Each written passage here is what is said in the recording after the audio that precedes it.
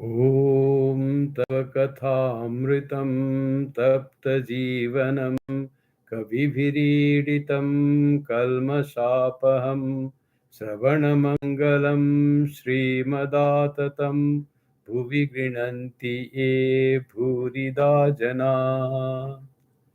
Nectar of thy words revives the scorched spirit of human beings. They remove the afflictions, they purify the sinner and are the life of the holy. To hear them itself is auspicious and peace generating. They are the real givers who spread thy name far and wide. Om. Welcome to the Friday scripture class of the Vedanta Society of Toronto. And today's scripture is the Gospel of Sri Ramakrishna. We are on page 437, continuing. We have not come even the half of the book so far. And the entry is Sunday, May 25, 1884.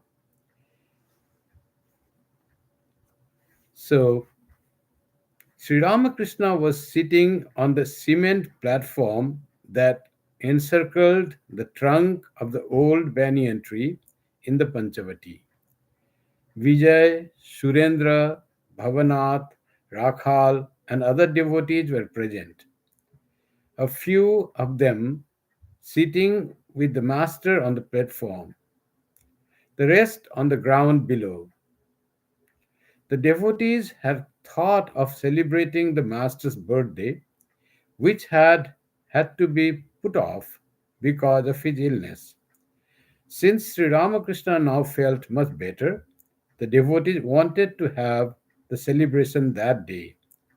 A woman musician, a famous singer of Kirtan, was going to entertain them with devotional songs.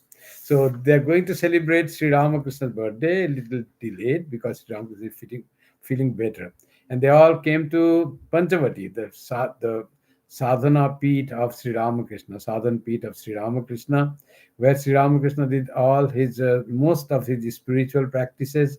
Even his Advaita sadhana was done just beside the Panchavati tree in the Kuti, in a small hut. And there all have come. It was a Sunday. So all have come, all devotees have come, and Kirtan was arranged. So it was like a joy filled day that time. And that's what the situation is. Sri Ramakrishna is already having this throat pain. That cancer has already started because in May 1884. So 1.5 years, 2 years before his passing away. So is Mahasamadhi. So that was the case. So many already had gathered there, and only few names are said who were sitting beside on that. There used to be that banyan tree. On other five trees were cluster of five trees. Main was the banyan tree, and that was encircled with a cement platform. And there was a like a platform, and then final was the cement platform. We just covered that banyan tree. Those of you who have seen Panchavati, you may recollect that many now it's they don't allow to go because the old Panchavati has died, and they are planted new trees, and they are still protecting that, not allowing people to go there. So let us go further. It was 1 o'clock in the afternoon. M had been looking for Sri Ramakrishna in the master's room. When he did not find him there, he went to the Panchavati and eagerly asked the devotees, "Where is he?" He was standing right in front of the master, but in his excitement did not notice him. The devotees laughed loudly. A moment later, M saw Sri Ramakrishna and felt very much embarrassed. He prostrated himself before the master, who sat there facing the north and smiling happily. Kedar and Vijay were sitting at his left. These two devotees had had a misunderstanding recently when Kedar had cut off his connection with the Brahmo Samaj. So many had come, the devotees of Brahmo Samaj had come, Kedar and Vijay also. They both admired Sri Ramakrishna very much. Sri Ramakrishna also liked Kedar and also Vijay. So Kedar had already broken off from Brahmo Samaj. Vijay was still with Brahmo Samaj, but later on he will break. And but she wanted to mediate Sri Ramakrishna. And M came at about 1 p.m. And out of his excitement, sometimes it happens that when you are excited, you don't find the thing that you are searching. In front of him was Sri Ramakrishna, but he didn't look in front. He was just thinking where Sri Ramakrishna would have gone. That was his idea. I saw a lot of people at the time when he just glanced at them from distance, but when he came closer, he didn't think that Sri Ramakrishna would be there. And where is he? He asked, and everybody understood. He understood for who by he whom he meant, and they all laughed very loudly. That whom you are searching is in front of you. Isn't it that is our case? We search God, and God is just in front of us, and we don't see Him. We don't recognize Him. We just miss Him. God is always very much closer to us. He's just in front of us in so many forms. That's why Swami Vivekananda said, God, you are searching, is just in front of you in so many forms. And without serving them, where do you search God? Serve them and enjoy your bhakti or love. That's what Swami Vivekananda also says. Bahurupe sammukhe tumar chhadi kotha khuji Ishwar. God is there in front of you in a variety of forms. All forms are God's forms. Just serve them. Give your everything to God. Surrender yourself to God and enjoy the bliss of this life. Master to Yam with a smile. You see how I have united them? Sri Ramakrishna saying about those who are like in conflict, the devotees of Brahmo Samaj, all being there. Sri Ramakrishna, in fact, took Vijay also to Keshav Sen. Keshav Sen also, with the Keshav Sen also, they all fell out. And then Sri Ramakrishna took Vijay to Keshav Sen in that steamer once, when Mr. Cook had come, and he wanted them to talk, but they didn't talk at all. But Sri Ramakrishna was very hard trying to have friendship and fraternity and like love among all of them. He loved them, so he didn't like the devotees will fight among each other. That is very painful for any holy person, that those who love him or her fight among themselves, because they're all good people, but just because of ego, little misunderstanding, and the Sri Ramakrishna is trying to make a bridge among them. Says Kedar and Vijay, both were the leaders of Brahmo Samaj. They were not just a small members; they were leaders of the Brahmo Samaj. And Sri Ramakrishna trying hard how to make Brahmo Samaj a better community of people where they will understand each other, and they will have discourses together, and they will talk about God together. So that is what Sri Ramakrishna is always there. And he says, how I have brought them together, do you see? So that was his intention to bring. But it all happened because of Sri Ramakrishna's birthday. And Sri Ramakrishna's birthday, all they loved Sri Ramakrishna, and so they came. The master had brought a Madhavi creeper from Vrindavan in the year 1868. How many years ago? Um, about, uh, about 18 years ago, 16 years ago, and had planted it in Panchavati. The creeper had grown big and strong. Some children were jumping and swinging from it. The master observed them and laughed. He said, they are like young monkeys. They will not give up swinging even though they sometimes fall to the ground. Noticing that Surendra was standing before him, the master said to him affectionately, come up and sit with us on the platform. Then you can dangle your feet comfortably. Surendra went up and took his seat. Bhavanath had his coat on. Surendra said to him, are you going to England? So, wearing coat is the office dress. He was having something like that. It was not even the cold time, it was quite warm summer time of May. But Surendra was, he was having the coat. So that's what he's saying. Surendra said to him, to Bhavanath, so why are you wearing coat? Are you going to England? British dress. Indian dress is dhoti and this kurta. That is more comfortable in summer, so that is there. Sri Ramakrishna were all sitting facing towards north from where the Ganga flows towards the ocean. That is north, and always seated beside him. And he asked Surendra to come and sit there, and he was pleased with that. Surendra also very much loved Sri Ramakrishna. He was one of the Rasadars of Sri Ramakrishna. Rasadar means one who provided the needs of Sri Ramakrishna.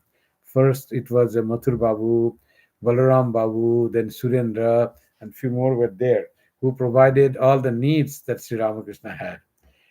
So so much of joy you can understand. This Madhavi Kripa, so young he brought, it has now become big. This Madhavi Kripa is still there between Sri Ramakrishna's room and the Shiva temple, the 12 Shiva temples. Between that place, there's a big, now huge creeper is there. This Madhavi Lata, you can see that Madhavi Lata there. And also other place I don't remember because I didn't see there in Panchavati. We are not allowed to go to Panchpati now, but I don't remember when I had gone there a few years, many years back, about 30 years back. Master smiling. God is our England. Now and then I used to leave off my clothes and joyfully roam about naked. When Sambhu said to me, it is very comfortable to walk about naked. That is why you do it. Once I did it myself. Sri Ramakrishna in his bhava sometimes couldn't bear wearing clothes and covering himself. So he used to just give up his, take off his clothes and walk freely without wearing anything. And he must have told this to Shambhu. Sri Ramakrishna did it in his bhava, in his uh, when he was spiritually ecstatic mood. But Shambhu thought, oh, Sri Ramakrishna does that, there might be some meaning in that. So he deliberately, without even having that bhava, he also took off one day when he was alone in the room, perhaps, and he started walking that and says, and then praises that, yes, I felt so comfortable. That's why you do it. Once I did myself. So he said that not having any covering, any bondage, just you're free like that. So this was the sannyas in earlier time with TV like that. They didn't wear any clothes. Digambara they are called. Still in Jaina parampara, there is Digambar Jaina, where monks don't wear any clothes. So they just without clothes they live in a place, and sometimes they go from place to place. Um, then they are the groups help them to go, but they don't go just walking naked. We have in Hinduism also there are some Naga sannyasis. I saw Naga sannyasis in Kumbh Mela this year, but mostly they are now using the kopin as a loin cloth. So because in society they should behave that way. So that's what about the Thakur not wearing, some were trying to imitate in a different mood and still saying, yes, I enjoyed it. I said one, I did it myself, and that's why you do it. It is very comfortable to walk about naked. What is comfortable? That only in Sri Ramakrishna that did that when he couldn't bear any bondage, any covering. Cloths were also like bondage. He even took off his sacred thread during his sadhana time. That was all because of his spiritual, exuberance, spiritual ecstasy. That's all he did. Surendra. On returning from office, as I put away my coat and trousers, I say to the Divine Mother, O Mother, how tightly you have bound me to the world. How these clothes are compared to the world. You see, everything seems to be bondage. Coming to Sri Ramakrishna, just think of these devotees, householder devotees, they go to work, but still they think of the bondage and freedom. So even this wearing clothes is as it was the bondage, because you have to wear this coat, particularly when you work in a corporate, some company, you have to be properly dressed. That was the time British etiquette. You have to put tie and all that. It is very warm, sultry, sweating, humid. Still, they have to put the dress of. There was no air condition that time, Still, the coat has to be put on to go to the office because it is British system. Though it is weather-wise, it is not befitting, but still you have to maintain that British etiquette, and you have to go that. When he put out that, he said, what? How he explained that? It is like the bondage, even wearing the clothes. Oh, mother, how tightly you have bound me to the world. Not only by the clothes, but our bondage is not just our, we are tied with ropes or clothes to our body, but bondage, main bondage is the bondage of attachment in our mind. So that needs to be slackened and loosened and removed. When that is removed, physical bondage doesn't matter at all. So main problem is the mental attachment, mental bondage. So that has to be done. But these devotees, family persons, all earning money and doing corporate job, they are aware of the bondage of the world, and all mother has kept the bondage. That's why they love Sri Ramakrishna, seeing a free person, a God realized person who has no attachment towards anything, and that inspires them to how can we be like that. Sri Ramakrishna becomes the ideal person of their life, of their dream. So that is how Sri Ramakrishna is so much inspiring. This just one is whenever is a holiday or Sunday, they will come to Dakshineswar, giving up everything. No other family affair on that day. Come to Sri Ramakrishna, talk to him about God, and just be with him and listen to his conversation with others. All that would give them so much peace, because in the inner heart they all had that type of, every human being wants to be free. As Swami Vivekananda says, freedom, oh freedom. Freedom is the song of the soul. Soul wants freedom, no bondage, no attachment. But somehow we get caught with this attachment comes with us, due to some unknown reason, because of our ego, which also we don't want. This ego creates attachment, creates bondage, creates anger, hatred, greed, aversion. All that can happen because of ego. And in the heart of heart, we know that this ego is not true, and it is creating trouble in our life, but still we are not able to give up the trouble. So when we realize in calm, more quiet moments of our life, we understand, but we generally don't understand that thing. So that's what he said. Master, there are 8 fetters with which man is bound: shame, hatred, fear, pride of caste, hesitation, the desire to conceal, and so forth. So Sri Ramakrishna's knowledge of all these things, Ashtapasha. This Ashtapasha is all this, how we are bound to the world. So shame, lajja, lajja is that you have shame in, you cannot do the thing. Shame in the sense of doing spiritual practice, singing in the name of God, shedding tears while repeating God's name. You cannot do that. You feel ashamed to even do the spiritual practice and express your joy of love of God. So shame is a kind of bondage in that sense. Shame not in doing something wrong, you are ashamed to that. That is a virtue. But shame in doing something that is good, but still you can't do that. So that is shame. Then hatred, of course. Hatred is a great bondage. It creates greater attachment of negative attachment to the person whom you hate. Always think about that. So it is a great bondage. Fear is always a great bondage. Pride of caste, that used to be there, that should become less. This caste, that I am higher caste and I am lower caste. Any caste can bring a pride, but generally it is those so-called higher caste, they were proud of their caste, that I am superior to others. Thinking yourself to be a superior person in any respect, in your if not caste, people can think themselves superior in the matter of money or in the matter of learning. If anything they think superior, it is a bondage, it is a fetter. So 8 fetters are those. So any difference from others, that's why Kathopanishad says, yada, in Taittiriya Upanishad, yada hevaisha udaramantaram kurute tatatasya bhayam bhavati. Don't make any difference of yourself with others. Slightest difference will create fear. So, so we are all one. There is no difference between man and man, human being and human being. So treat all as your own. So that is how our ego is mitigated. and sublimated, and then you feel so much joy of freedom. Ego brings bondage, and bondage brings binding. And that is what gives suffering.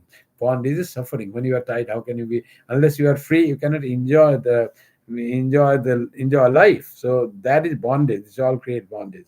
Sri Ramakrishna sang, Mother, this is the grief that sorely grieves my heart, that even with thee for mother, and though I am wide awake, there should be robbery in my house. What it robbers, what it robs freedom. Who robs this ego? And when you go to a devotee who knows that mother is all and everyone is mother's children, even then not always aware of the divinity, divine mother, and he is as if robbed of the knowledge. And even mother being there, I become robbed by my ego, and I suffer. So that is very piteous. So, mother, you are there. Please do not let me go in that ditch of this egotism, this pride and hatred, all that. Please protect me from going there. So you are the mother, all powerful, and I am all wide and awake. So wide awake. So still, I can't do. I sleep. So I slip into the this ditch of pettiness, of this hatred, of this fear. Though I am aware, but something happens. This ego is not always curbed. At moments come when I slip from the truth, from the reality, from what is good. So that is, mother, please save the devotee. He continued, in the world's busy marketplace, O Shama, thou art flying kites, high up they soar, and on the wind of hope, held fast by Maya the string. Their frames are human skeletons. Their sails of the three gunas are made. But all their curious workmanship is merely for ornament. So the life is compared with the kite, by this poet. Mm. So what he said, this Ram Prasad says, in the world's busy marketplace, always busy in something or other. That's what the world. Like in shop, if you go to marketplace, everyone is busy. Some is buying, some is selling, bringing the things. Always busy. Nothing else to remember that time. Always busy. This world is like that whole marketplace. I have to go to office. I have to look after this. I have to earn money. I have to repair house. Always busy. Always busy. Oh Shama, Ushama, thou art flying kites. Mother is flying kites. We are all kites. High up they soar on the wind of hope. So we all are that kites. Always hope is there and takes us so high. We'll earn this, we'll have this, we'll pass this, we'll get this job. Always soaring high on the wind of hope, held fast by Maya, the string. That mother is holding that string on which we fly is the Maya created by Maya. Nothing is real like that. Their frames are human skeletons. The kite's frames made of small bamboo sticks are human skeleton. That's how our body is tied. Sails of the three gunas made. So that is, sails are made. This paper is made of three gunas. So our body is made of three gunas. But all their curious workmanship is merely for ornament. Nothing is there. It's just ornamentation. Upon the kite strings, thou hast rubbed the manja paste of worldliness. This worldliness is there. This attachment, greed, and not ending dreams of becoming rich, powerful, and becoming happy, and always thinking of those things is like the worldliness is the manja paste that is put on the string. Manja paste is they put a small some powder of some glass like thing which cut other strings of other kites. So manja paste is put make it strong, the thread, and also to when you it goes with other people's kites thread, so it can just cut that, so as to make each straining strand all the more sharp and strong. We are bind by more stronger and stronger of Maya. Out of 100,000 kites at best, but one or two break free. And thou dost laugh and clap thy hands, O mother, watching them. On favoring winds, says Ramprasad, the kites set loose will speedily be borne away to the infinite across the sea of world. So so that's how the flying of kites, you all those who have flown kites know that how it means. You will be mixed with others, and some kites are cut across by the thread of other kites. So the kite that is not bound anymore has been cut by the thread of the kite of others, is now set free and is blowing in the wind and goes to infinity as it were. So not bound by the thread of Maya to the worldliness. So that is what is the ideal situation when you fully rely on God and His will. You have become totally free from the attachment, bondage to the world. So how many that happens? A few happens, and you give clap, you dance with the clap thy hands. So mother, thou dost laugh and clap thy hands. So you see, someone got free, one got free. So that's how the joy of a mother saying. Mother is here to have the play, and also she lets some kites free, and now and then. And when the people are freed from the attachment, from bondage, from ignorance, and mother becomes very happy when the children get free, and watching them, you just to clap thy hands. On favoring winds, says Ramprasad, the kites set loose all speedily, be borne away to the infinite across the sea of the world. Freedom has come. Mukti, they are enjoying. Master. Mayad string means wife and children.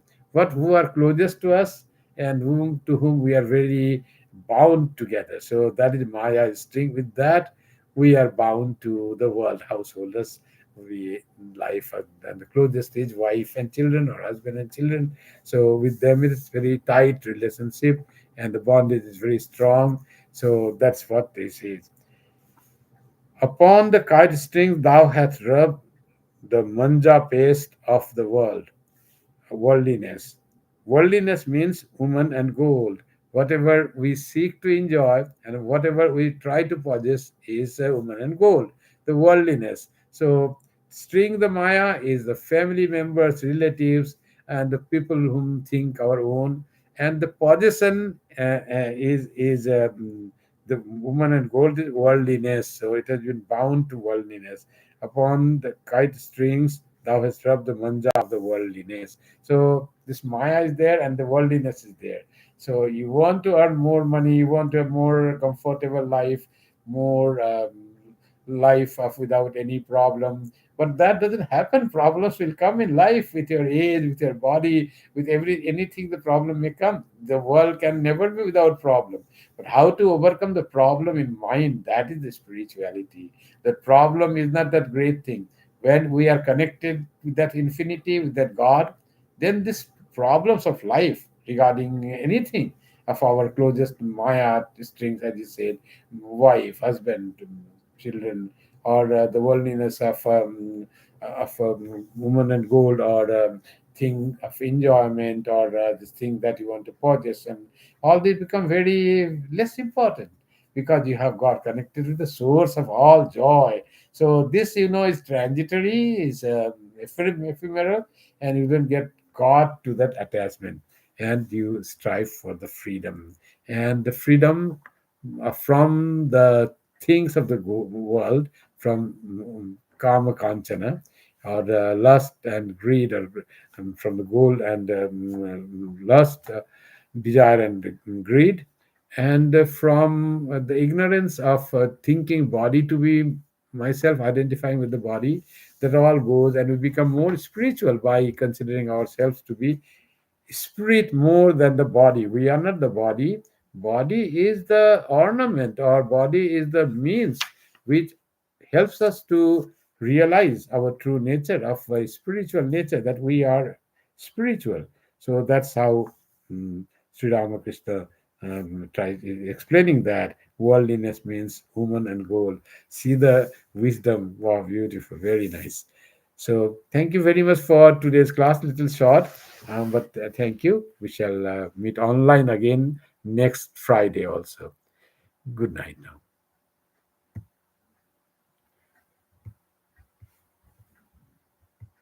Before we close today's session, let us do it with the closing chant. Om Shanti Shanti Shanti Hari Om Tat Sat Sri Ramakrishnaarpanamastu. Jananim Saradam Devim Ramakrishnam Jagadgurum Padapadme Tayo Sritva Pranamami Muhur